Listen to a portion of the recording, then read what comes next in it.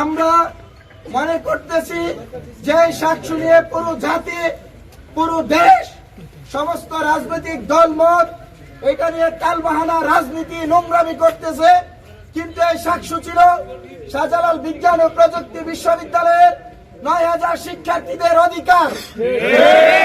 অধিকার নিয়ে যে নোংরা রাজনীতি বাংলাদেশে তৈরি হয়েছে, তার বিপরীতে সমস্ত দল মত গোষ্ঠী বর্ণের উদ্দেশ্যে এই ক্যাম্পাসের ৯,০০০ শিক্ষার্থী তাদের অধিকার বুঝে পাওয়ার শর্তে সারা দেশ জাতিকে তার ন্যায্যতার অধিকারের পাশে এসে দাঁড়ানোর যে আহ্বান আমরা করেছিলাম, সেই জায়গা থেকে আমরা আজকে সিদ্ধান্ত নিয়েছি আমরা সকল শিক্ষার্থীদেরকে নিয়ে এইখান থেকে পরিষ্কারভাবে আমাদের সেই সিদ্ধান্তগুলো জানাতে চাই।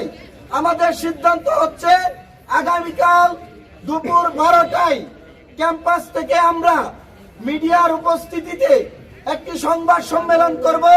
সেই সংবাদ সম্মেলনে এই ক্যাম্পাসের সমস্ত শিক্ষার্থীদেরকে উপস্থিত থাকার আহ্বান করছি। সেই সংবাদ সম্মেলনের মাধ্যমে আমরা পুরো জাতি, দেশ এবং শিক্ষার্থীদেরকে জানাবো আমাদের সাথে দীর্ঘ এই সাকসু লড়াই কি কি বেইনসাফি, কি কি নোংরা রাজনীতি এবং কি কি অরাজ্যতা হয়েছে।